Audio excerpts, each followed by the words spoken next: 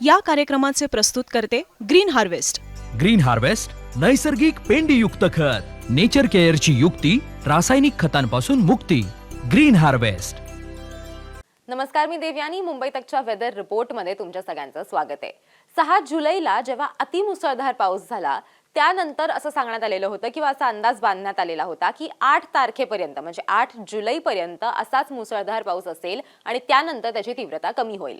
पण अजूनही पावसाची तीव्रता कमी झाल्याचं आपल्याला बघायला मिळत नाहीये. अर्थात ही एका पद्धतीनं चांगली गोष्ट सुद्धा आहे, कारण अनेक जे आपले तलाव आहेत किंवा धरणं आहेत ती हळूहळू आता भरायला सुरुवात झालेली आहे. अजून जरी असं असलं की 100% ती भरलेली नाहीयेत किंवा मागच्या वर्षी या वेळेपर्यंत म्हणजे 8 जुलैपर्यंत धरणं जितकी भरलेली होती किंवा तलाव जितके भरलेले होते तितके ते अजूनही भरले गेलेले नाहीयेत. मात्र किमान एक सुरुवात जी आहे ती झालेली आहे. महाराष्ट्रातल्या काही भागांमध्ये जरी खूप पाऊस पडत असला तरी असे अनेक भाग आहेत जिथे अजिबात पाऊस येत नाहीये. म्हणजे मराठवाडा झाला, विदर्भ झालं, इथे आपल्याला खूपसा पाऊस बघायला मिळत नाहीये. त्यामुळे आपल्याला आजच्या व्हिडिओमध्ये हे सुद्धा समजून घ्यायचंय की महाराष्ट्रातल्या विविध भागांमध्ये ज्याला आपण ऍडमिनिस्ट्रेटिव्ह डिव्हिजन्स म्हणतो किंवा रिजनल फोरकास्ट ज्याला म्हणतात तोही आपल्याला समजून घ्यायचा आहे की मराठवाडा, विदर्भ, मध्य महाराष्ट्र या सगळ्या भागांमध्ये नक्की पुढचे 3 दिवस काय अंदाज वर्तवण्यात आलेला आहे आणि त्याचबरोबर कुठल्या जिल्ह्यांना कुठला अलर्ट देण्यात आलेला आहे तेही आपल्याला समजून घ्यायचं आहे. तर आधी आपण सॅटेलाइट इमेज कडे जाऊयात आणि समजून घेऊयात की काय परिस्थिती आहे. आता इथे जर तुम्ही बघितलं तर आपल्याला खूप एक क्लाउड कव्हर जे आहे ते खूप म्हणजे ढग जे आहे ते दाटून आलेले आहेत किंवा पावसासाठी पोषक असं वातावरण तयार झालेलं आहे. हे आपण 2 ते 3 दिवस बघतोच आहोत. पण आता या इमेज मधनं आपल्याला अगदी स्पष्टपणे दिसतंय की इथे तुम्ही जर बघितलं तर इथे एक सायक्लॉनिक सर्क्युलेशन तयार झालेलं आहे, ज्याला अप्पर एअर सायक्लॉनिक सर्क्युलेशन असं म्हटलं जातं किंवा ज्याला चक्रीय अभिसरण असं म्हटलं जातं ते तयार झालेलं आहे. आणि त्याच्यामुळे ढग जे आहेत ते तयार होत आहेत आणि अर्थातच आपल्याला सगळीकडे पाऊस बघायला मिळतोय. तेच आपण जर अरबी समुद्रात बघितलं तर इथे सुद्धा तुम्हाला आपल्याला बघायला मिळतंय की मुंबई असेल, ठाणे असेल, पालघर असेल, कोकणचा हा पट्टा असेल, हा संपूर्ण आपला जो पट्टा आहे इथे खूप चांगलं क्लाउड कव्हरेज तयार झालेलं आहे किंवा ज्याला क्लाउड बँड्स असं म्हटलं जातं तशी परिस्थिती जी आहे ती अरबी समुद्रामध्ये तयार झालेली आहे. क्लाउड कव्हरेज किंवा क्लाउड बँड्स म्हणजे काय, तर ज्या वेळेला अरबी समुद्रामध्ये तापमान जे आहे ते कमी होतं, गरम हवा जी आहे ती वर जायला लागते, त्याच्यानंतर ढग तयार होतात आणि मग आपल्याला पाऊस बघायला मिळतो. तर अशा प्रकारचं जे क्लाउड बँड्स ज्याला म्हणतात म्हणजे ढग बेसिकली, तर ते तयार झालेले आहेत. त्याचबरोबर अरबी समुद्रामध्ये आपल्याला एक कमी दाबाचं क्षेत्र तयार झालेलं होतं काही दिवसांपूर्वी आणि त्याचा परिणाम सुद्धा आपल्याला मुंबई आणि ह्या सगळ्या परिसरामध्ये आपल्याला बघायला मिळतोय. तेच आपण बंगालच्या उपसागरामध्ये काही दिवसांपासून बघत होतो की तिथे कमी दाबाचं क्षेत्र होतं, त्याच्यानंतर ते झारखंडच्या दिशेने सरकलेलं होतं आणि झारखंड नंतर ते हळूहळू भारतात आणखीन आतल्या बाजूला सरकाला त्याची सुरुवात झालेली होती. तर जसं मी म्हणले की मध्य महाराष्ट्रामध्ये मध्य प्रदेशमध्ये सुद्धा आपल्याला एक सायक्लॉनिक सर्क्युलेशन ज्याला अपर एअर सायक्लॉनिक सर्क्युलेशन म्हणतात ते तयार झाल्याचं बघायला मिळतंय आणि त्याचाच परिणाम म्हणून आपल्याला महाराष्ट्रात सुद्धा मुसळधार पाऊस बघायला मिळतोय. मुंबई असेल, ठाणे असेल, हा संपूर्ण भाग जो पालघर असेल, इथे सुद्धा गुजरातकडनं जे वारे येत आहेत त्यांचा परिणाम होतोय आणि त्यामुळे आपल्याला ह्या संपूर्ण भागामध्ये सुद्धा पाऊस चांगल्या प्रकारे बघायला मिळतोय. आता पुढे जाऊन आपल्याला समजून घ्यायचं आहे की आपण ज्या वेळेला रिजनल फोरकास्ट असं म्हणतो तर हे जे आपले जे ऍडमिनिस्ट्रेटिव्ह डिव्हिजन्स असतात किंवा महाराष्ट्राला जर आपण वेगवेगळ्या भागांमध्ये जर आपण त्याला विभागलं तर कुठल्या भागासाठी कुठला अलर्ट देण्यात आलेला आहे ते आपल्याला समजून घ्यायचं आहे. आता इथे बघा 8 तारखेचा आणि 9 तारखेचा अंदाज देण्यात आलेला आहे. त्यात त्यांनी वेगवेगळे कॅटेगरीज दिलेले आहेत, वेगवेगळे रंग दिलेले आहेत आणि निकष दिलेले आहेत. आता जिकडे जिकडे तुम्हाला निळा रंग दिसतोय तिथे म्हणजे जे वेदर स्टेशन्स आहेत जिकडनं हवामानाचा अंदाज बांधला जातो त्या वेदर स्टेशन्सला जिथे जिथे 100% म्हणजे 75 ते 100% जिथे जिथे पाऊस पडतोय अशा भागांना निळा रंग जो आहे तो देण्यात आलेला आहे. डार्क निळा रंग देण्यात आलेला आहे. त्यानंतर जिथे 50 ते 75% पाऊस पडतोय ज्या स्टेशन्सवरती तिथे लाईट निळा रंग देण्यात आलेला आहे किंवा हलक्या स्वरूपाचा निळा रंग देण्यात आलेला आहे. आणि जिथे 25 ते 50%च पाऊस पडतोय तिथे हिरवा रंग आहे. जिकडे जिकडे पांढरा रंग आहे तिथे पाऊस पडत नाहीये असं सुद्धा याच्यामध्ये अर्थ त्यांनी जो आहे तो दिलेला आहे. आता बघा की इथे जर आपण बघितलं तर आपल्याला 8 तारखेसाठी संपूर्ण महाराष्ट्रात विदर्भ, मध्य महाराष्ट्र असेल, मराठवाडा असेल, साऊथ मध्य महाराष्ट्र म्हणजे दक्षिण मध्य महाराष्ट्र असेल, नॉर्थ कोकण आणि साऊथ कोकण आणि गोवा हा संपूर्ण भाग जो आहे, म्हणजे हे हवामान खात्याचे मॅप्स आहेत त्यांच्याकडनं असं विभाजन जे आहे ते केलेलं असतं महाराष्ट्राचं. याच्यामध्ये सगळीकडे आपल्याला बघायला मिळतंय की निळा रंग देण्यात आलेला आहे.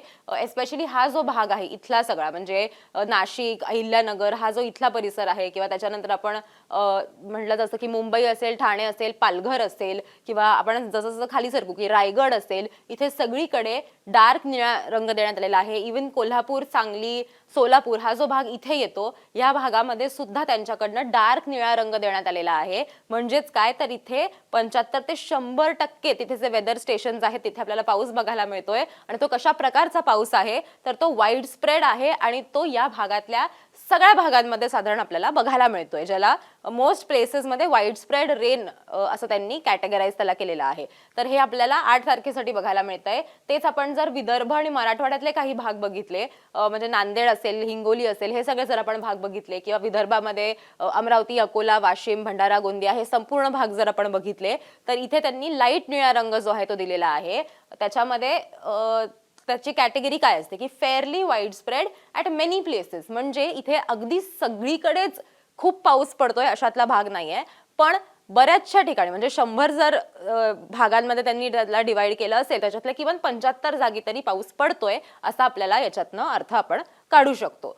त्यानंतर आपण जर 9 तारखेला बघितलं तर 9 तारखेला याच्यामध्ये आपल्याला ड्रास्टिक बदल बघायला मिळतोय. आपण जर बघितलं तर उत्तर मध्य महाराष्ट्र असेल किंवा दक्षिण मध्य महाराष्ट्र असेल, इथे आपल्याला थेट हिरवा रंग त्यांनी दिल्याचं बघायला मिळतंय. आणि मराठवाड्यात सुद्धा त्यांनी हिरव्या रंगाचाच एक प्रकार जो आहे तो दिलेला आहे, ज्याला आपण टील ग्रीन म्हणतो. आता त्याची कॅटेगरी काय आहे समजून घेऊया की 26 ते 50% जिथे पाऊस पडतोय अशा वेदर स्टेशन्सला त्यांनी हिरवा रंग दिलेला आहे. म्हणजे काय तर स्कॅटर्ड प्रकारे आणि काही काही म्हणजे तुरळक ठिकाणी पाऊस जो आहे तो आपल्याला बघायला मिळेल. आणि तो कसा असेल तर हलक्या ते मध्यम स्वरूपाचा असेल असं आपल्याला याच्यातनं अंदाज बांधता येतो. तर आता ते त्यांनी रंग कुठे दिलेला आहे तर त्याच्यामध्ये आपल्याला उत्तर मध्य महाराष्ट्र आणि दक्षिण मध्य महाराष्ट्राचा भाग याच्यात आहे. म्हणजे सांगली झालं, सोलापूर झालं, नाशिक झालं, हे सगळे जे भाग आहेत, जळगाव झालं, इथे सगळीकडे त्यांनी एक साधारण 25 ते 50% पाऊस होईल अशी शक्यता वर्तवलेली आहे 9 तारखेसाठी. मराठवाड्यात तर त्यांनी अगदीच 1 ते 25% पाऊस पडण्याची शक्यता आहे. तोही अगदी काही काही ठिकाणी, काही काही पॉकेट्समध्येच पडेल, काही काही जिल्ह्यांमध्ये म्हणजे काही काही गावांमध्येच पडेल पाऊस, असंही होऊ शकतं, असंही त्यांच्याकडनं सांगण्यात आलेलं आहे. विदर्भात मात्र आपल्याला लाईट ब्लू रंग जो आहे तो बघायला मिळतोय. लाईट ब्लू रंग म्हणजे काय तर 50 ते 75% ठिकाणी पाऊस पडण्याची शक्यता त्यांच्याकडनं विदर्भात वर्तवण्यात आलेली आहे. हेच आपण आता जर 10 आणि 11 तारखेचा अंदाज बघायचा म्हटलं, जे पुढच्या स्लाइडवरती आपले मॅप्स आहेत, तर तिथे आपल्याला पावसाची तीव्रता कमी होताना बघायला मिळते. आपण पुढच्या स्लाइडवरती जाऊया. आता आपण या स्लाइडवरती जर बघितलं तर 10 आणि 11 तारखेसाठी बघा की जिथे डार्क ब्लू रंग होता तो आता कमी होताना आपल्याला बघायला मिळतोय. म्हणजे 10 तारखेला आणि 11 तारखेला फक्त मुंबई, कोकण, रायगड, गोवा हे जे भाग आहेत या भागांमध्येच त्यांनी निळा रंग जो आहे तो दिलेला आहे. त्यातही आपण बघितलं तर 11 तारखेला तर त्यांनी कोकणातल्या नॉर्थ कोकणमध्ये सुद्धा त्यांनी तो रंग दिलेला नाहीये, लाईट ब्लूच रंग दिलेला आहे. म्हणजे पावसाची तीव्रता कमी होण्याची शक्यता आहे 10 आणि 11 तारखेला असं आपल्याला याच्यातनं दिसतं. उर्वरित महाराष्ट्रामध्ये सगळीकडे त्यांनी अलर्ट दिलेला नाहीये किंवा त्यांनी कुठल्याही प्रकारचा मुसळधार पाऊस होईल किंवा अतिमुसळधार पाऊस होईल असं सांगितलेलं नाहीये. त्याच्यामध्ये मराठवाडा असेल, विदर्भ असेल, इथे सगळीकडे त्यांनी हिरवे रंग दिलेले आहेत. म्हणजेच काय तर त्यांनी अगदी 25 ते 50% शक्यता जी आहे तीच वर्तवलेली आहे उर्वरित महाराष्ट्रासाठी. तिथे कुठेही मुसळधार पाऊस होईल अशी शक्यता त्यांच्याकडनं वर्तवण्यात आलेली नाहीये 10 आणि 11 तारखेसाठी. आता आपण जिल्ह्याप्रमाणे सुद्धा अलर्ट बघणार आहोत की कुठे अलर्ट देण्यात आलेले आहेत, कुठे ऑरेंज अलर्ट आहे, कुठे रेड अलर्ट आहे, तेही आपल्याला समजून घ्यायचंय पुढच्या स्लाइडवर. आता इथे जर तुम्ही बघितलं तर जसं 8 तारखेचं मी म्हटलं की 8 तारखेला त्यांनी पालघर, नाशिक मधला घाट परिसर असेल किंवा रायगड असेल, पुण्यातला घाट परिसर असेल, इथे सगळीकडे त्यांनी रेड अलर्ट जो आहे तो त्यांच्याकडनं देण्यात आलेला आहे. साताऱ्यात सुद्धा घाट भागामध्ये रेड अलर्ट जो आहे तो देण्यात आलेला आहे. उर्वरित महाराष्ट्रात कुठेही रेड अलर्ट, ऑरेंज अलर्ट देण्यात आलेला नाहीये.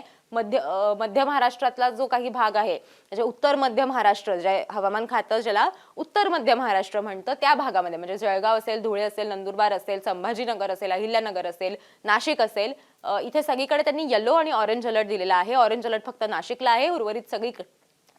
उर्वरित सगळीकडे आपल्याला येलो अलर्टच बघायला मिळतोय. इव्हन रत्नागिरी, सिंधुदुर्ग, कोल्हापूर जिथे खरं तर मान्सून आधी खूप वेळापासून जिथे थांबून होता त्या भागात मात्र तिथे सुद्धा त्याची तीव्रता आपल्याला कमी होताना बघायला मिळते. तर तिथे सुद्धा 8 तारखेसाठी येलो अलर्ट जो आहे तो जारी करण्यात आलेला आहे. हेच आपण आता गुरुवारसाठी जर बघायचं झालं की 9 तारखेला काय अंदाज आहे. 9 तारखेला पुण्यातल्या घाट परिसरामध्ये फक्त ऑरेंज अलर्ट आहे. उर्वरित सगळीकडे येलो अलर्ट देण्यात आलेला आहे, जे आपण आधीच्या मॅपवर सुद्धा बघितलेलं होतं की 9 आणि 10 आणि 11 हे 3 दिवस जे आहेत पावसाची तीव्रता हळूहळू कमी होईल अशी शक्यता आता वर्तवली जाते. तशाच प्रकारे अलर्ट सुद्धा देण्यात आलेला नाहीये.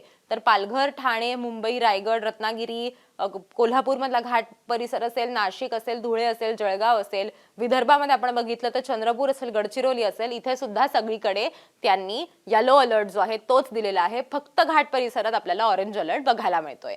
ते आणि आपण 10 तारखेचा जर अंदाज बघितला तर 10 तारखेला तर अक्षरशः विदर्भ सोडलं तर कुठेही म्हणजे अगदी मुंबई असेल, पालघर असेल, कुठेही कुठलाही अलर्ट देण्यात आलेला नाहीये. फक्त विदर्भात सुद्धा वर्धा, नागपूर, भंडारा, गोंदिया, गडचिरोली आणि चंद्रपूर या भागांमध्येच त्यांनी अलर्ट दिलेला आहे. म्हणजे साधारण 10 तारखेपर्यंत पावसाची तीव्रता ही अतिशय कमी होण्याची शक्यता आहे असं आत्ताच्या घडीला त्यांच्याकडनं अंदाज जो आहे तो वर्तवला जातोय. पण अर्थात जसं मी नेहमी सांगते की जर एखादी नवीन वेदर सिस्टीम तयार झाली, जर पोषक वातावरण पुन्हा एकदा तयार झालं तर पावसाची तीव्रता अशीच राहू शकते किंवा मुसळधार पाऊस आपल्याला बघायला मिळू शकतो. अर्थात मराठवाडा आणि विदर्भ इथे अजूनही तितकासा पाऊस झालेला नाहीये. आता जो काही गेल्या काही दिवसांमध्ये मुसळधार पाऊस झालेला आहे तो सगळा आपल्याला मुंबई, कोकण, किनारपट्टी जी आहे त्या भागात आपल्याला जास्त प्रमाणात पाऊस बघायला मिळाला आहे. त्यानंतर नाशिकचा काही भाग होता, नाशिकमध्ये सुद्धा आपल्याला पाऊस बघायला मिळाला आहे. पण सगळीकडे म्हणजे संपूर्ण महाराष्ट्रात मुसळधार पाऊस झालेला आहे 4 दिवस. अशी परिस्थिती अजूनही तयार झालेली नाहीये किंवा तसा प्रकारचा पाऊस अजून झालेला नाहीये आणि येणाऱ्या काही दिवसांमध्येही तशी फारशी चिन्ह आपल्याला बघायला मिळत नाहीयेत.